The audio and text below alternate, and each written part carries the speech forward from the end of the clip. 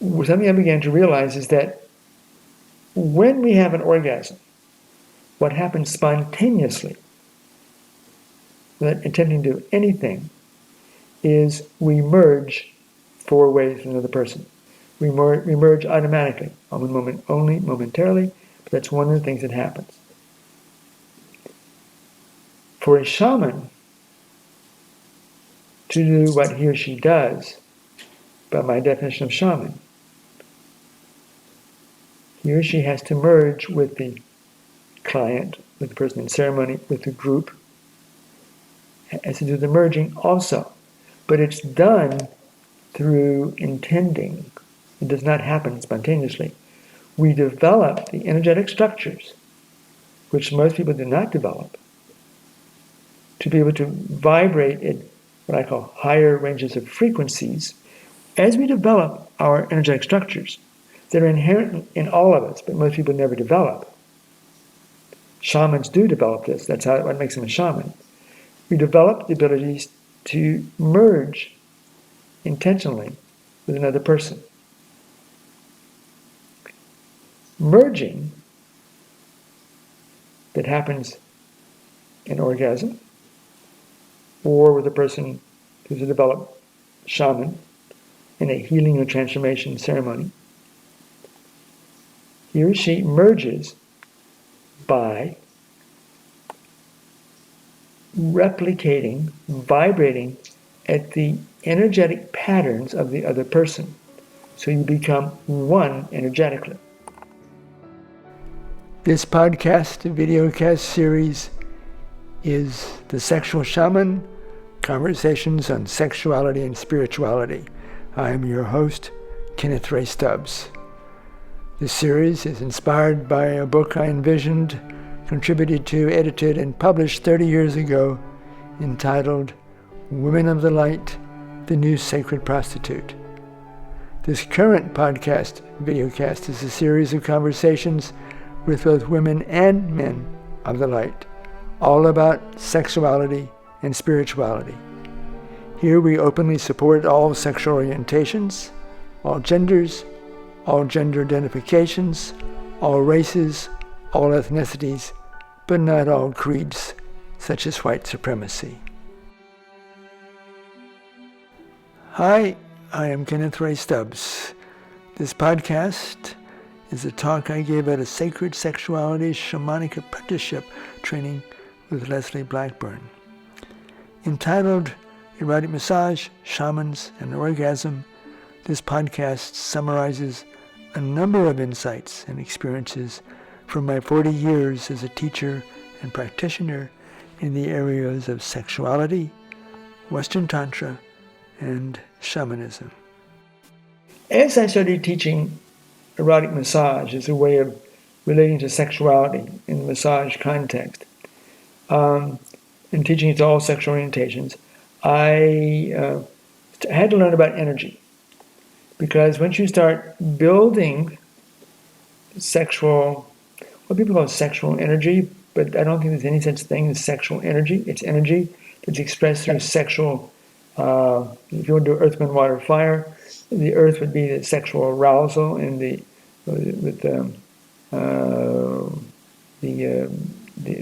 engorging in the different organs in the body and different places in the body. Then you have sexual fantasies, as in the air. Then if you want to have emotion, sexual desire, sexual lust.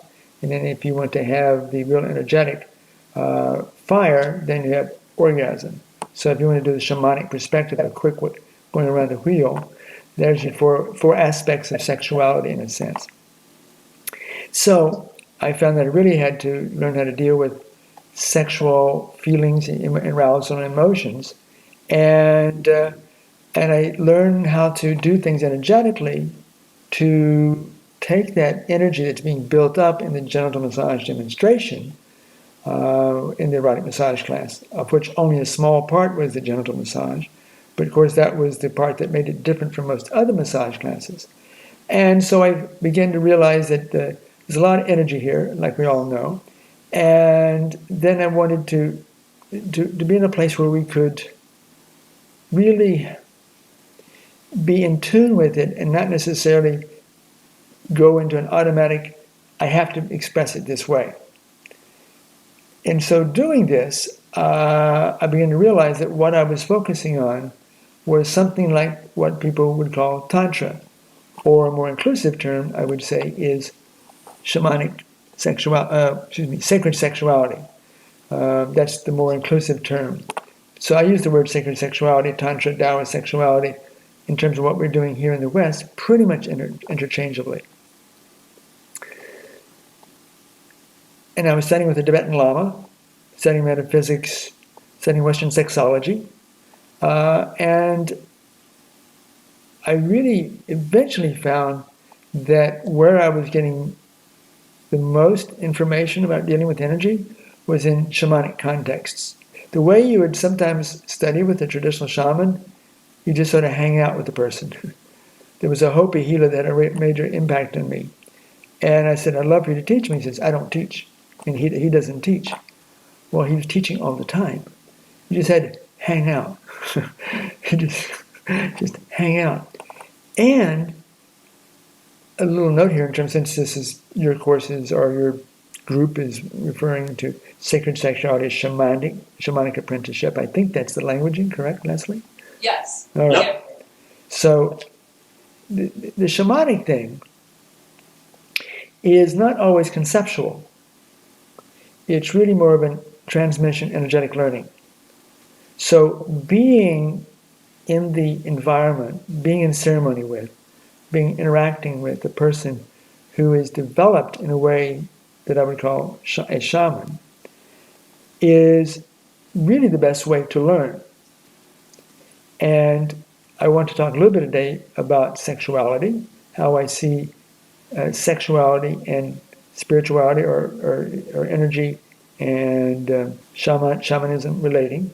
But I also want to talk a little bit about what I mean by shaman. Because what a shaman is going to be doing, if this person is really developed in terms of the way that I define the person as a shaman, then they're basically going to be transmitting.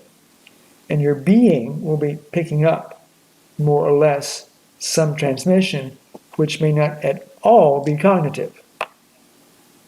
And that's totally okay.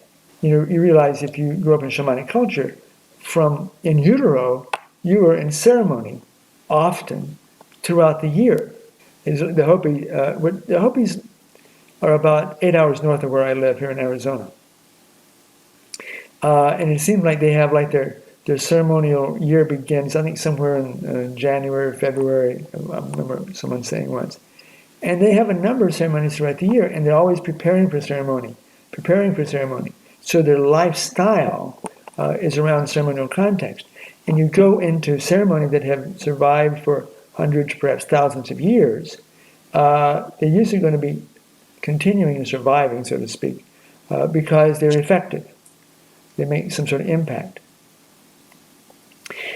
And just being in that context, month after month, year after year, it has a tendency to move us energetically in certain directions. Now, if you're anything like me, I grew up in a Southern Baptist church, and it was severely lacking any sort of shamanic qualities.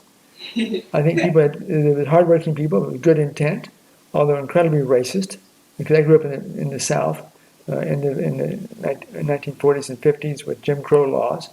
No black person was ever going to come to my white church. But so there was a lot of hypocrisy and bullshit. But in many ways, many people had really good intent. But it was not the spiritual religious context was not one that would lend us towards moving in a shamanic development fashion. Now, we skip to the 1970s in Tantra. I took my first Tantra class around 1974, one of the first times I heard of Tantra. And this, of course, I was living in San Francisco, which I call sex mecca. And so there was a lot happening there around sexuality. And over time, I came through study and experience, began to find that there is a close relationship between sexuality and shamanism, or being a shamanic, being a shaman. And so I want to talk about that in various ways today. And I really invite questions, which I might go off in tangents. At some point down, we'll be taking about half an hour to do an energetic meditation, energetic ceremony, however you want to call it, because the main focus today is a part of that link between sexuality and shamanism, or spirituality, particularly shamanism, is what I call merging. And I define it in a very specific way. But first, let me give you a context of how to look at sexuality. I think that perhaps culturally, but also energetically, there are four main ways that we can think of our sexual nature. I'm using the word sexual nature to be very broad here.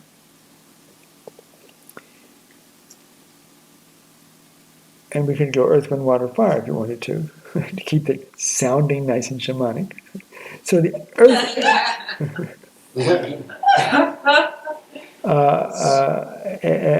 and it's not how you sound it, but what you can do, what makes a person a shaman. And the New Age world doesn't understand that often, from my point of view.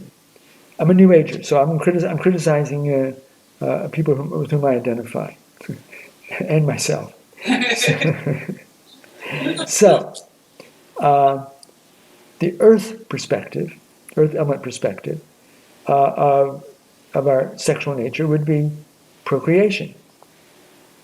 We have things called sex, and sometimes that results in the sperm and egg uniting and resulting in eventually a birth of a new incarnation. And some perspectives that is the only way to look at sexuality. Another mode or sort of perspective, and this is the air perspective, so to speak, wind perspective of our sexual nature, is what we could call as romantic love. You have to remember, I grew up in the 50s where husband and wife did not sleep in the same bed in the movies. They slept in separate beds. And so romantic love was really fueled by often some sort of sexual attraction. Romantic love is awesome. Falling in love every few weeks is one of the ways to keep life very, very exciting. Maybe not grounded, but very, very nice. And some people often try to get back to that place of falling in love, but after you've known someone for 5 years, it's hard to be falling in love. That doesn't mean that a relationship cannot be very meaningful after 5 or 50 years. I'm not saying that. It's just that romantic love might come into more of something we call companionship. So, falling in love is like, you may know the song, "Falling in Love with Love." It's like falling with make-believe. Or, "I have often walked down the street before, but the pavement always stayed beneath my feet before. All at once am I, several stories high. I'm on the street where you live." I mean, it is awesome, falling in love. But that's sort of the air element with the romance type feelings. And it does have, from my perspective, very much of an underpinning of our sexual nature. Then comes the hippie era, and you kick out the jams, and we got sexual lust and sexual passion. Why don't we do it in the road? Sex, drugs, and rock and roll. And we started having porno, and there's more explicitness in the Hollywood films as well. So the predominant mode in our culture now would be sexual desire, I'm using less in a positive way right now. Sexual passion, we call it sexual passion. Hornysville. Horny?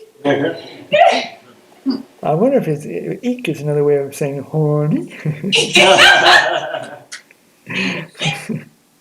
And so that is the main way we think about obviously most of us contemporary people think about this, about our sexual nature.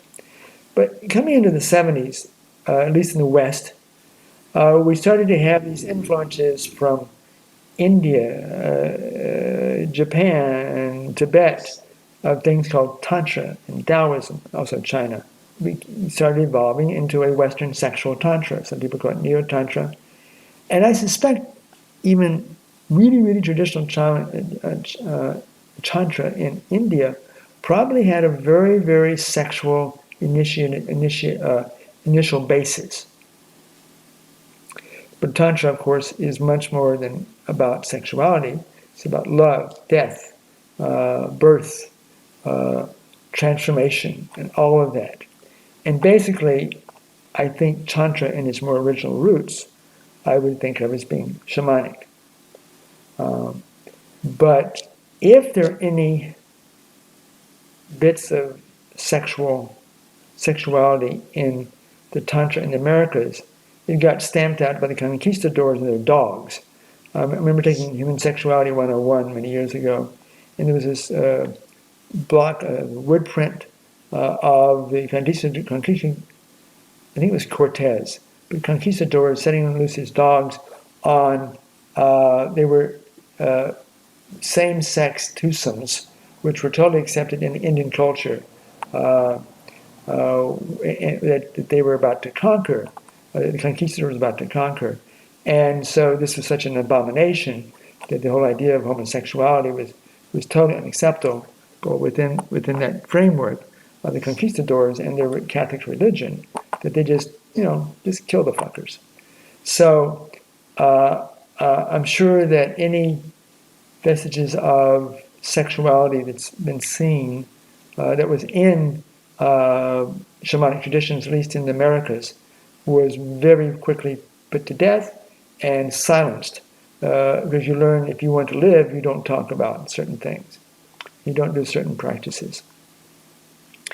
Now, the only inkling we have of it comes through what's called Kwadoshka, which is a popularized concept. Some of you may have studied Kwadoshka, but that comes out of one particular person, Swift Deer.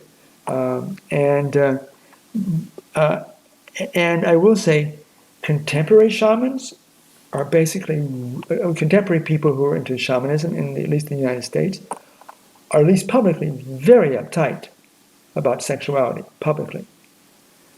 But they're very representative of most people who are professionals or attempting to be professionals, really uptight about saying anything about sexuality. So, you have a profession that does touching. It has sensual or contact, energetic intimacy.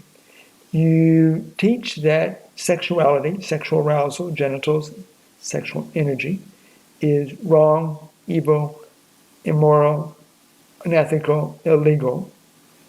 So the practitioners don't get trained in this. So how does it come out? In dysfunctional, perverted ways.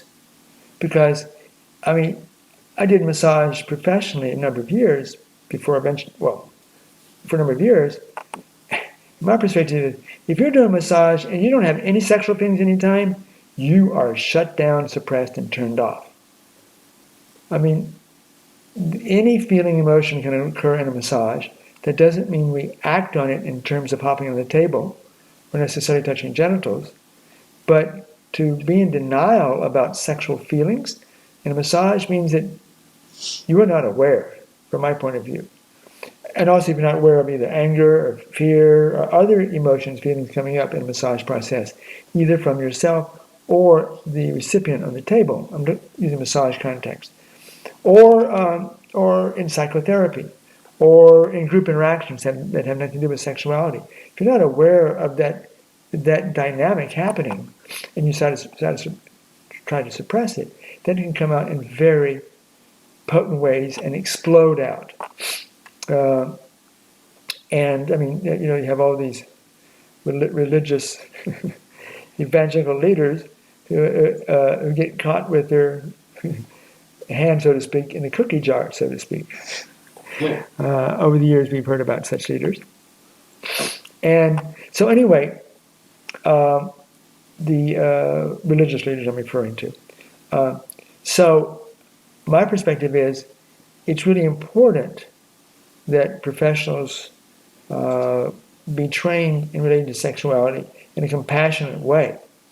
And too bad within our country that we cannot have laws that allow people to say, oh, I don't do that type of massage or body work, but here is someone who does, to refer them to such a person. Now, I don't know what any of you do professionally or personally, but I'm not suggesting anyone be sexually interactive with their clients or their students, and I'm not suggesting not to.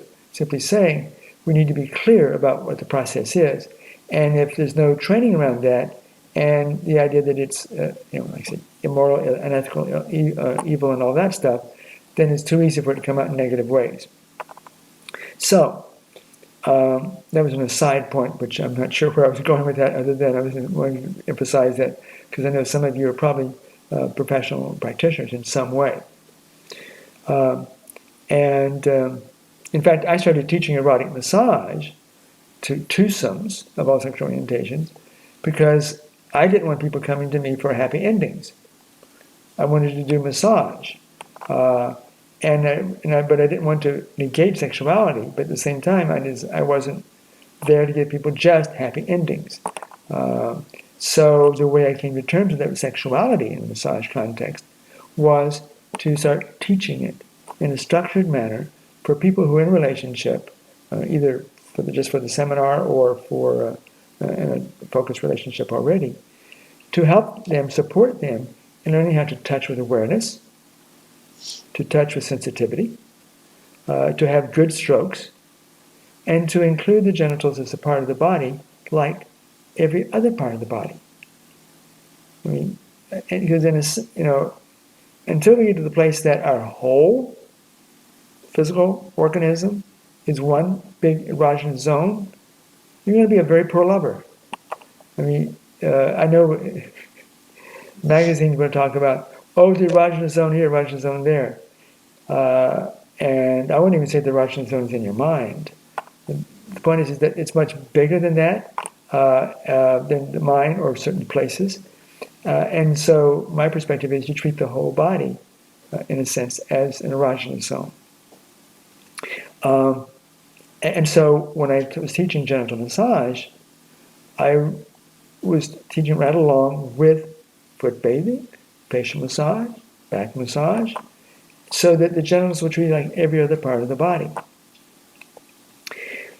Anyway, but once you start touching the genitals and focusing on the genitals, then then sometimes it's like catching hold of the dragon by its tail, and you just hold on for dear life. And so choosing to step into sacred sexuality was what a lot of people were doing because they wanted to embrace sexuality in a fuller context.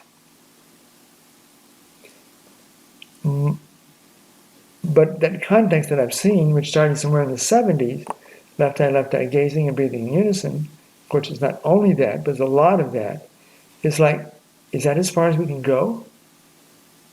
And I felt like I wanted to go further, deeper, wider, more inclusive.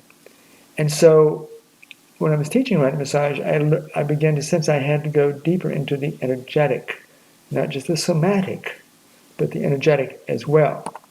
Now, people can do psychological, energetic. You can do, it's not always touching the body, the organism. But once I had my neck injury, suddenly I couldn't do the somatic. And it wasn't easy to go to the mountaintop anymore. So I began to focus much more energetically. So the fourth category, coming back to where I was talking about, the fourth mode, we might put around sexuality, of our sexual nature that is I call energy merging sex. Energy merging sex. Or we could call it the energetic, depending on how you want to simplify it. And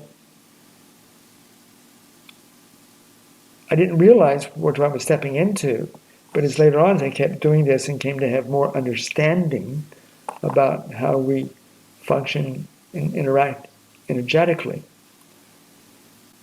something I began to realize is that when we have an orgasm,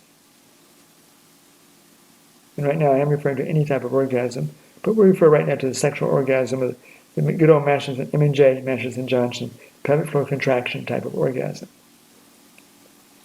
When we have such an orgasm, what happens spontaneously, without attempting to do anything, is we merge 4 ways with another person. Now we'll talk about merging in a moment. We merge automatically, only momentarily, but that's one of the things that happens. For a shaman to do what he or she does, by my definition of shaman, he or she has to merge with the client, with the person in ceremony, with the group, has to do the merging also. But it's done through intending. It doesn't happen spontaneously. It does not happen spontaneously. We develop the energetic structures, which most people do not develop, to be able to vibrate at what I call higher ranges of frequencies, which I call dimensions, which is a different way than most people define dimensions. Well, they may define it that way, but we're not talking about the same thing I often find. When people talk about we're in the 3rd dimension, trying to get into the 5th dimension, and some people are already in the 5th dimension, then they are talking about something different than what I'm talking about. Because I don't want to take the time to explain that, but they're talking about something different. I'm talking about ranges of frequencies. As we develop our energetic structures that are inherent in all of us, but most people never develop, shamans do develop this. That's what makes them a shaman. We develop the abilities to merge intentionally with another person. Merging that happens in orgasm or with a person who's a developed shaman in a healing or transformation ceremony, he or she merges by replicating, vibrating at the energetic patterns of the other person. So you become one energetically. Let me quickly say what merging is not. Many people who refer to themselves as empathic, when I've read their energy, when they talk about what's happening with their empathic thing, is they're around someone that has a headache, suddenly they have a headache. It's more like their own energetic patterns, in a sense, shut down and are replaced by the other person's energetic patterns. So you're taking on their energetic patterns. Merging is not that. You remain in your own energetic patterns, and you add on the other person's patterns vibrationally. Now, how that is technically happening in the physics sense, I don't know. But this is how I understand it. When I merge with you, I am still me. And I'm also beginning to vibrate at your patterns, or you with anyone else. I'm just saying me in this for example. So, merging is not simply shutting down your own or suppressing your own and the other person's patterns taking over. Therefore, you feel their headache, for example. That's not that. Secondly, merging is not what we call courting or hooking. Now, there are many ways that we interact energetically with other people. One of the ways, unfortunately, that some people interact is by attaching their energetic structures to another person's and literally extracting the intensity of another person's energy. Energy suckers is my word for it. You can call them vampires. And I tell you, when you have an orgasm, you get a lot more energy. That if you want to suck energy, be around a person when they're having an orgasm. You'll get more energy. So the idea of vampirism and sexuality being tied in together in our mythology, there's no accident in that, from my perspective. Merging is not courting someone. Courting, energy sucking, is a win-lose game. When you merge with someone, one of us has an orgasm, you get 100% of the energy. I also get 100% of energy. It's not 50-50. We both get in a sense, the same percentage. The same amount, same amount. This is basically how I've come to understand it. So, when I'm referring to merging, it's not what some people refer to as empathic, which is different than empathy. It's not empathic. Although it may make a person a good psychic to be empathic, but they pay a price for it. And it's not, merging is not courting, energy sucking. And I will say, there are way too many people in the sacred sexuality field and the contemporary shamanic field who are energy suckers. Way too many. I would say that most New Age conferences, I see New Age conferences now on the web, internet, and I read the energy of the pictures of all the presenters. It often comes up around 60% of the people. If I'm getting an accurate reading, about 60% of the people would fit my perspective of being an energy sucker. And they're the top of the heap of the pile. Top of the pile, top of the. They're the stars in the New Age field. Too often it's the case for contemporary shamans as well. It doesn't happen as much with traditional shamans, except cons who come into to the mainstream society and say they're a shaman, and everyone say, "Oh, good, oh, yummy, real shaman." Some of those people, they may know shamanic practices, but if they're energy sucking, they're not a shaman by my definition. The way that I'm talking about energy sucking or energy extracting. So, merging, number one, is something that's very positive for both people or group as a whole. The one I'm referring to is merging. Secondly, when we merge with someone,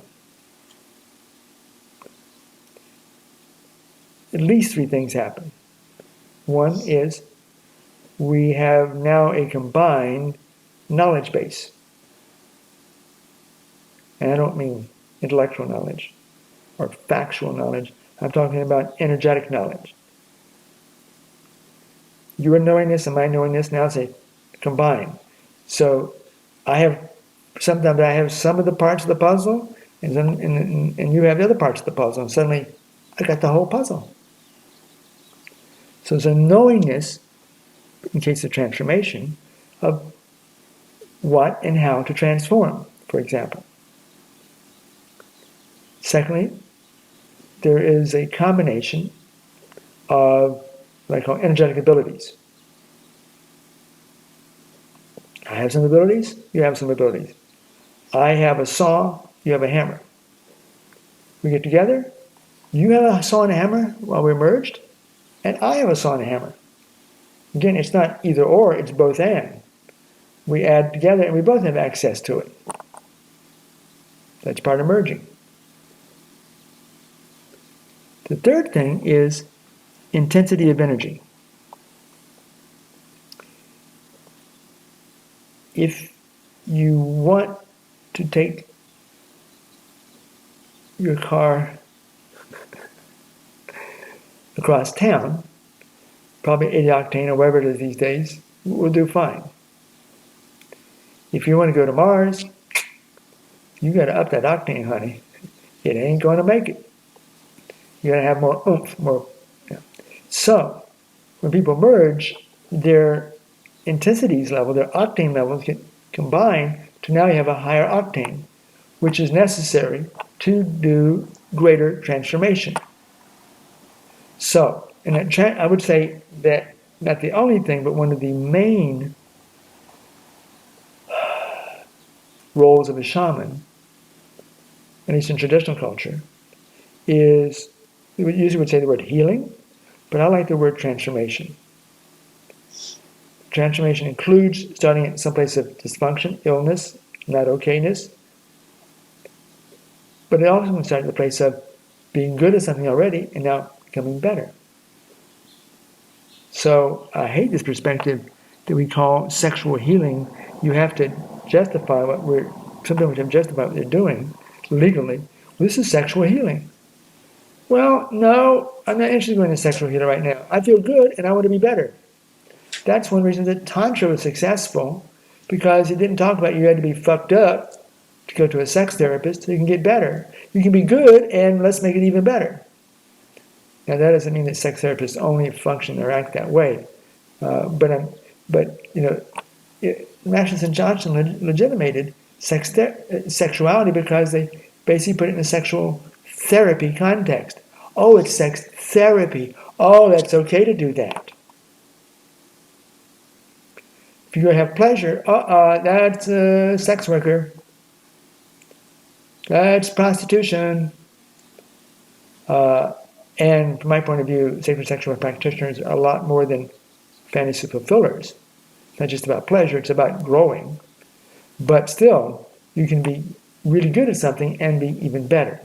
So I use the word transformation to include both of those categories, rather than the word healing. I don't like to justify sexuality being okay by saying it's sexual healing. But I do like the song, Sexual Healing. That's okay. Marvin Gaye can sing it that way. It's all right. He got his message across. That's right. Regardless of what word he said. So I'm simply saying, make out whatever you want, but don't approach it. There's something wrong with you, client, and therefore we can make you better. So I went off on my one little tangent there, and I'm going to go back to my main point, which is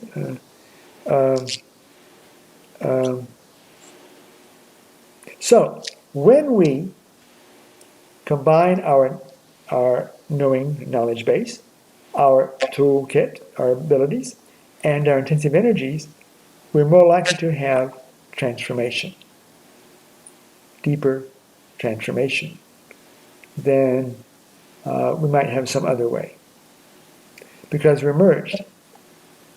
Now, we can interact with another person either as a somatic way or psychological way, and it be very meaningful and growth-producing.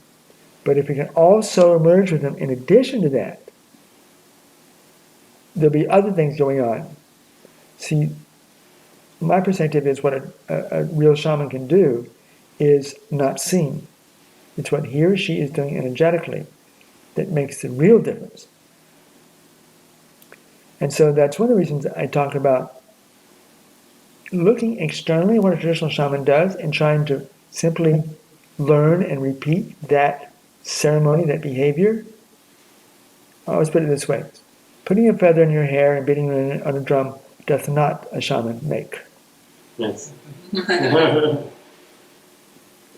Beating the drum can indeed help move us in that direction.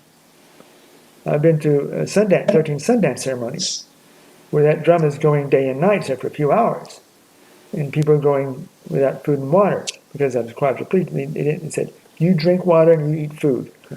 So he told me I couldn't, do it the other way, which is a good idea because I would walk in a walker in sand to the tree and back.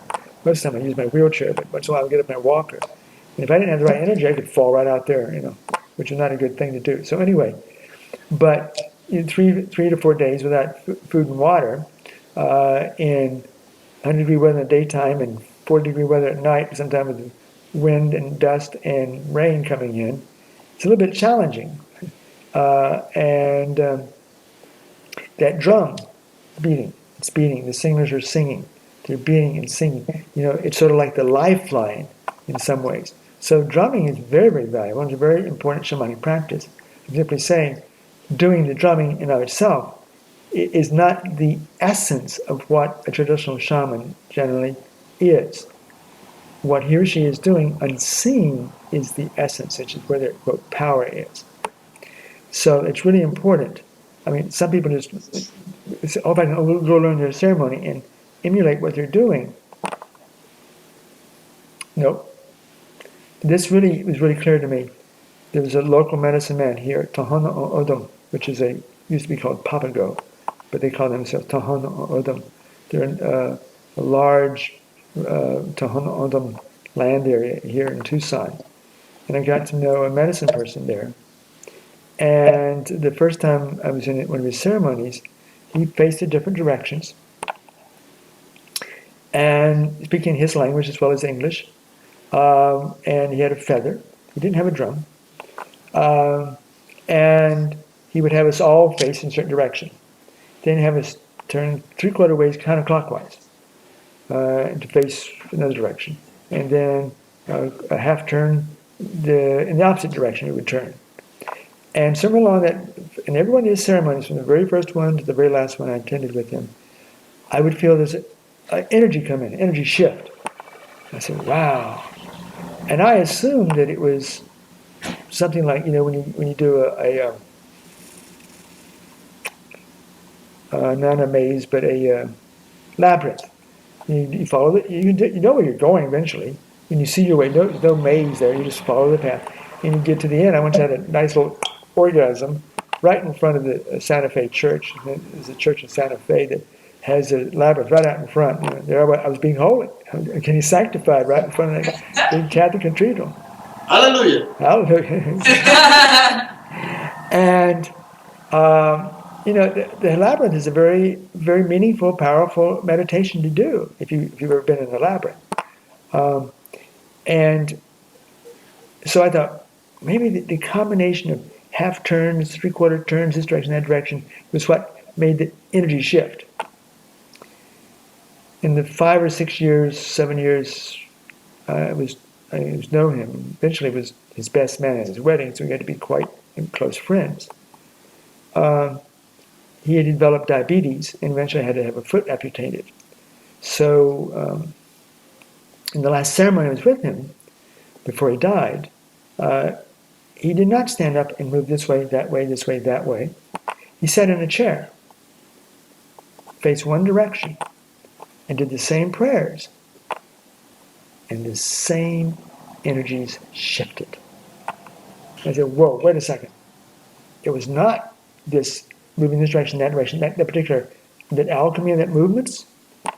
There had to be something else, because I felt the same thing. I don't see energies, I feel energies. And so I said, this is what's been happening for, I don't know how many years I knew him, 5 or 7 years. And the same thing happened. And so that's when I started to revamp my conceptualization of what's going on. It's what he was doing energetically, which he probably was not cognizant of, but because of his own energetic developments and the culture he was raised in, and the role he had come into, he was able to do certain things energetically. And so I think now that while the form or the alchemy of the ceremony is very valuable and important, what is the real mover and the shaker is the energetics of the practitioner, of the shaman. So, where does sexuality come into this? If you want to develop those structures to function interdimensionally, like, let me back up. A shaman, by my definition, has to be able to function in other dimensions 24/7. 90% of the population function in only one dimension, the way I use the term dimension. Shamans can function in 4 to 20 dimensions. I don't want to take the time to go into an explanation of that, but basically they can function in more dimensions because they've developed energetic structures that enable them to vibrate at higher frequencies, ranges of higher frequencies. Now, people who are into meditation, energetic ceremonies, and so forth, when we go into sort of a space to do our ceremony or to do our sessions with people, we often start to change vibrationally so that we are beginning to access or function in a very limited way in 2 or 3 or 4 of these other dimensions. But to be there 24/7, functioning 24/7, takes an actual development. To be fully functioning in these dimensions, we have to develop our energies, develop these energetic structures. The process of developing them and the process of these structures functioning, or running on fuel, so to speak, requires the type of energy that we cannot really get from food, sunlight, and water. It requires the type of energy that the average person can get in orgasm. Either a sexual orgasm or these energetic orgasms that become very popular in Tantra and sacred sexuality fields. Those orgasms literally, in a sense, bring in an intensity of energy that help us to develop and then run these different energetic structures that are inherent in every one of us. But it's like the orgasm is getting enough fuel, so to speak, to prime the pump.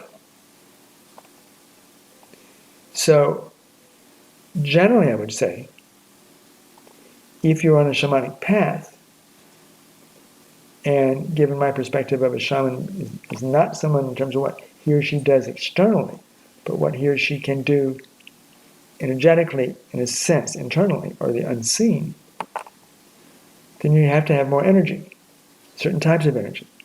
And one of the ways to get that energy is an orgasm. So, if you want to be a shaman, one of the fast routes to becoming a shaman, by my definition, is to have lots of orgasms. Oh, darn. Right. You can have them by masturbating. You can have them by having sex with another person or persons. You can have them by doing the breathing type of orgasms that you see are very popular. Boom type of orgasms. And some people have them quite spontaneously. But a lot of these energetic experiences that in a non-sexual context some people would call mystical experiences. But when I read the energies up, that was another orgasm and just a different type of orgasm. But still an orgasm. That literally brings in energy to help develop these structures, these energetic structures. And once they are developed, the very act of intending, which is how we function interdimensionally, we actually then bring in energy by the very act of our intending. So that you get actually more energy that way. But to get to that place, you have to be born very, very, very energetically developed, such as the Dalai Lama, or having some sex along the way, with assuming you have orgasm, helps prime that pump. Now, once the pump is primed, you get these other energetic developments going nicely. You don't have to stop having orgasms. It's just that they don't serve as quite the same function that they did initially. And then that's taken me right back to the saying from some of you familiar with Osho, Bhagavan Sri Rajneesh. And I'm not sure if he said it quite like this, but it's something like this. This is one of his famous sayings, that sex is the beginning, it's not the end. But if you miss the beginning, you might miss the end. And so I don't know what he meant exactly, but I interpreted this say, actually, I use the word, my website is sexualshaman.com, but actually it should be orgasmic shaman to be more technically accurate. But the alliteration of sexual shaman just catches their imagination. Mm-hmm. And the way that most of us have an orgasm is by being sexual in some fashion. And I do put masturbation and self-pleasuring in that category as being sexual. That is a way to step into this. And these teachers that teach, that our spiritual development, you start at the third chakra up and don't go to fourth chakra up, I guess it is. Don't go to those lower chakras. Well, either they're fucking stupid or they're trying to control you. I mean, sum it up very simply. Come on, folks. Now, that doesn't mean you go out and have sex with anybody, everybody, or you might. I mean, part of my development along the way, energetically, was I used to do 3 hours of continuous 10-minute massages at swing parties. Swing parties were, in this case in California, male and female twosomes come to this gathering, and they have an agreement that they have sex with anybody there.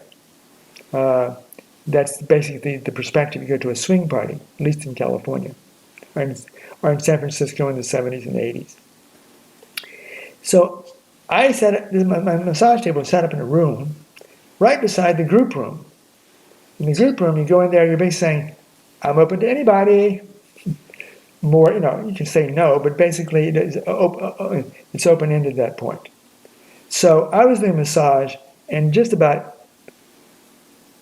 10 feet away was a doorway to the group room, and there was all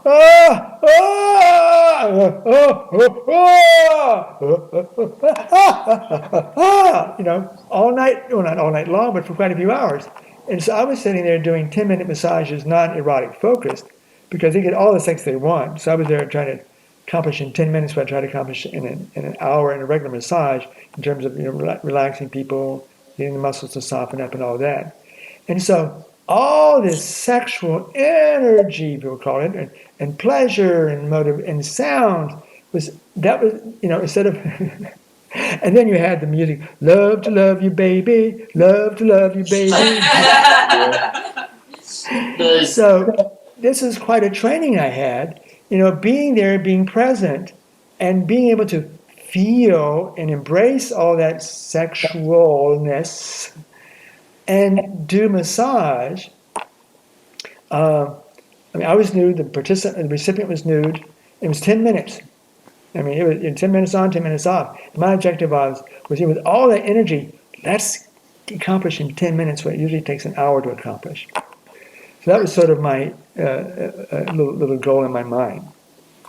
And so you just get to groove on all this energy around you, and it just all the sounds and yumminess and So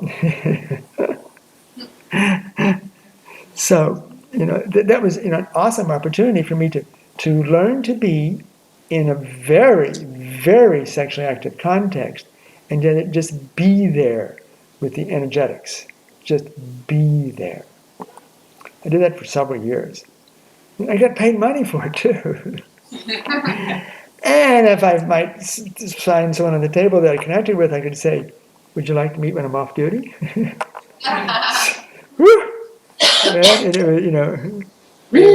was like, I don't know, it was a good job.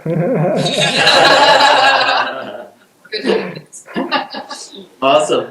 And I wasn't tired, but 3 hours of straight massage, you pretty wipe me out. Tired? Who's tired? Not me. No, sir. Let's go. Let's boogie. Let's do it. So we would say, those were the days, my friend. I thought they'd never end. So that was San Francisco Bay Area, 1970s and 80s. So this is all of my background. Is really into Tantra, Western sexology, and shamanism. And so, going back to the massage situation, we need to, if you're in a massage or with clients or people in the ceremony, to be there with the energy and be at choice about how we act out that energy.